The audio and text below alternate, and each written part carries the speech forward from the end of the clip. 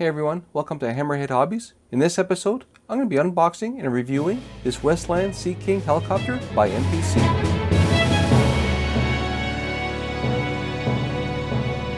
Welcome back. We're going to be unboxing this Westland Sea King helicopter by MPC. It is in 1:72 scale, and it's kit number 1-4203. Now this particular kit was made in 1983. Looking at the instructions, they are pretty old since the kit was made in 1983. As you can see, it's heavily yellowed on top, and where it was folded, it looks white here.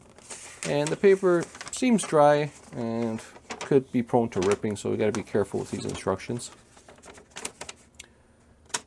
So there's simple instructions. There's not a lot of pieces to this kit.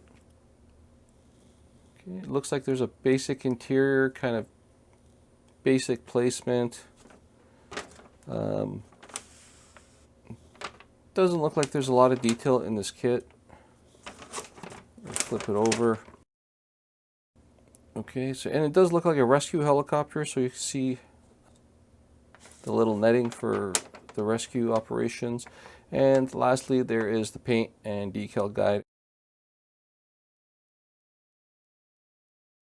Moving on to the decals. And they are pretty old decals. Not too bad shape though. The only problem is there's not really a lot of decals here. You can see there is just some basic big decals here. There's a couple of intake ones and some danger signs, but that's about it. Okay, these helicopters usually had a few more decals, but you're not going to get it with this kit. But they are in fairly good condition, and the only way to know for sure if they will last is if you dip them in water and try and put them on. Looking at the sprues, this is a small box for the size of this helicopter. And if you look here, it is a fairly big helicopter. Like, you know, I got pretty big hands and it covers my whole hand. There is some good exterior detail. You see a lot of rivets and panel lines, mostly rivets. And these are all raised rivets. Looking at the interior, there are some placement guides here, but no other detail whatsoever on the interior. On the other side of the fuselage, it's pretty well the same thing. A lot of rivets, some good detail. This exterior reminds me of an old Airfix Sea King helicopter. I think the mold is, the rivets were a lot heavier on the Airfix. These ones are a lot finer, so it must be a newer die, but it does remind me of an old Airfix helicopter. Moving on to some other pieces here, I do have, looks like some pilots. And with the dark sprues, it's hard to really see the detail. There are some detail on that. You can kind of make out what it is. There's a bit of flash. You know, there's some rough spots on it that have to be kind of filed down or sanded, but there's some pretty good detail on those. Interior panel here, there's a few ridges to simulate detail. This is the instrument panel. There's zero detail on that. And you'll see a couple of seats here. And again, there's no detail on that. And again, this reminds me again of an old Airfix model. It looks very, very similar to the dies. This is the sliding door. And again, you can see the rivets, and there are raised rivets on there. But again, they're a lot finer than the Airfix one, so it might be a little bit of a newer die.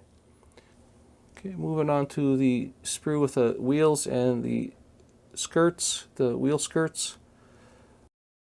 You can see here the wheels, there's some basic detail, not very fancy at all. And then you're going over to the wheel skirts. Again, same old rivets, raised rivets that the rest of the helicopter has. That's the same on that. And then the back rotor support. Okay. The rear wheel, one piece. Again, makes it sturdier, a lot harder to paint, and very basic detail on it. Okay. Moving over to the main rotor blades. And you can see there is a little bit of detail on it. There's some lines in there. Okay. On the back side of it, it's the same thing. So there's some good detail on that. You can kind of weather it and make it look nice. This is the rear rotor. It's one piece, which is nice. You just got to be very careful taking it off the sprue. Okay, and again, just very basic detail on that. Lastly, on this sprue, you have some joysticks, some finer parts here. This is the rotor head. Again, you can see there's very little detail on that. This is the rear rotor, part of the rear rotor head, and again, very basic detail. It's nice and thin though. Okay, and this is what looks like a sonar unit over there, and then some other components. So very basic detail and not too fancy. There are some other loose components in here. This is the interior deck, and again, as you can see, it's pretty well a flat piece of plastic. There's no detail on it whatsoever. If you have the sliding door open, you'll see that there's nothing there. This is the wheel strut. Okay, again, very basic. It's basic. I mean, you know, if you look on pictures, there's some holes everywhere, and it's a lot more detailed. This one is very basic. Going over to the rescue person. Okay, and again, as you can see, similar to the pilots, a little bit of sanding required to make that work. And moving over to the front canopy. Okay, you can see it's clear. There's, I don't know if you can see it on camera, there's a lot of imperfections in it. It is wavy. However, you can probably still see some stuff through it. I mean, if you look on the decal sheet here, you can see how wavy it is. It's not the greatest canopy. And then you do have to paint most of it, so you'll barely see anything inside. Okay, so this is the Westland Sea King helicopter by MPC. Now, if you stick around, I'll give you my pros and cons list and a quick summary about what I think of this model. Now for the pros and cons. Pros. This kit has excellent exterior detail. It's easy to assemble, and the pilots are included. Cons. It has very basic instructions. There are a few decals included. There is virtually no interior detail. The canopy is wavy with imperfections. And the rotor head and landing gear could use more detail.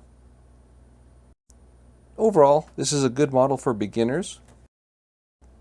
This could be a challenging build for more experienced modelers if you want to take a basic kit and make it look great. I hope you enjoyed the review, and I hope you enjoyed the build.